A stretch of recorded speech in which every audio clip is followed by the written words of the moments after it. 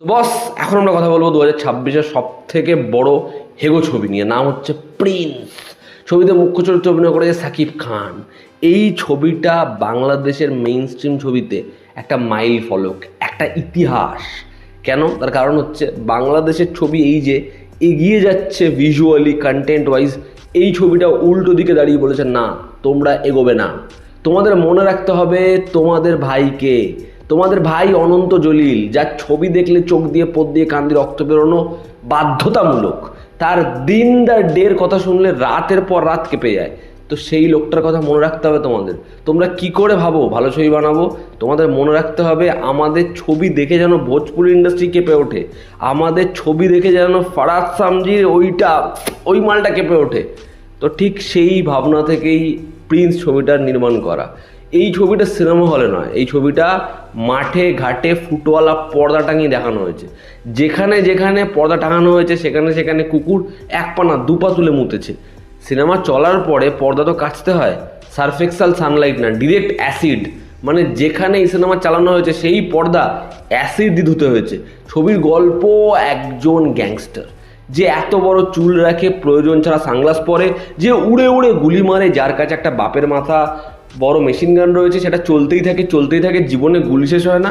খালি main police officer Intekhab দিনার গুলির বন্যা বইয়ে দিচ্ছে, তারই পায়ে লাগবে গুলি, বাদ বাকি সবাই মরে যাবে, বুক ফুক ফুটো হয়ে যাবে, তার পায়ে লাগছে। এদিকে বউ আছে, প্রেম আছে, ওইদিকে নায়িকার সাথে প্রেম আছে, এদিকে এসকেপ প্ল্যান রয়েছে, এদিকে জেল খেটেছে। কিন্তু কিভাবে সে টেবিলে উঠে গুলি মারে, যখন সে হেঁটে বেড়ায় পিছনে ব্লাস্ট হয়ে প্লেন উড়ে যাচ্ছে এবং এরকম ধরনের গান হচ্ছে। সে যখন চলে সবাই কথা বলে, সে যখন চলে না কেউ কথা বলে না। এবং যা অ্যানিমেশন পিছনে করেছে, উফ বাবা, পুরো ঠাকুর দাদার ঝোলা। পাঁচুর তলা দিয়ে আগুন জ্বলছে, পাঁচুর ওপর দিয়ে আগুন জ্বলছে, এপারে আগুন ওপারে আগুন, মাঝখান থেকে প্রিন্স হেঁটে যাচ্ছে। প্রিন্স দাদা না বাটুল দিকে বোঝা যাচ্ছে না, কিন্তু প্রিন্স দা হেঁটেই যাচ্ছে এবং গুলি। কেউ কিছু বললেই আমরা গুলি চালিয়ে দেবো, কেউ কিছু বললেই আমরা প্যান্ট খুলে দেবো, এরকম ধরনের জিনিসপত্র। এই ছবিটার অনেক উপকারিতাও আছে।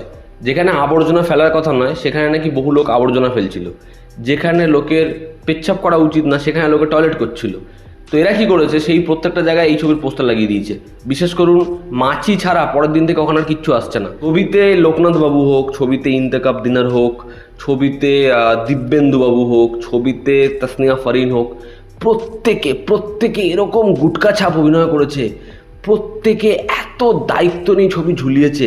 মানে এরা প্রত্যেকে বুঝে গেছে ছবিটা আলটিমেটলি কী। মানে প্রথম দিন না, স্ক্রিপ্ট পাওয়ার পর ডিরেক্টরের সিগনেচার দেখে বুঝে গেছে ছবিটা কী ছবি। সুনীল পালের কমেডি এবং এদের ছবিতে পারফরমেন্স, সেটা দেখেই বোঝা যাচ্ছে সেটা ভীষণ ব্যাকডেটেড। এবং গোটা ছবিতে যেরকমভাবে গান ফিট করা হয়েছে, অন গড বলছি, আমাদের এখানে পলিটিক্যাল পার্টি সুইচ হওয়ার পরে টলিউডে যদি আগের কিছু অ্যাক্টারদের এরকমভাবেই ফিট করা যেত, তাহলে সেটা দেখবার মতো একটা বিষয়। এবং প্রিন্স ছবিতে সাকিব খান, আজকে সাকিব খানকে এরকমভাবে দেখে, এই ছবিতে দেখে সবথেকে বেশি কে খুশি জানেন?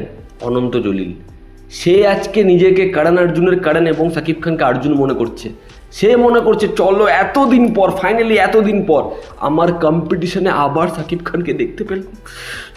চোখ থেকে জল বেরিয়ে আসছে আজকে অনন্ত জলিলের। ওভারঅল প্রিন্স ছবিটা এমন একটা ছবি যেটা হচ্ছে কীভাবে বোঝাই, এই ধরুন উদাহরণ বনিদা এবং সোহমদার কেরিয়ারের মতো, যেটা আছে কিন্তু দেখা যাচ্ছে না। তো এই ছিল আজকের ভিডিও ভালো লেগে থাকলে লাইক করো, শেয়ার করো, সাবস্ক্রাইব করো, তোমাদের কি অপিনিয়ন জানিও। জনতা আমাদের পাশে আছে। আবার দেখা হচ্ছে, টেক কেয়ার।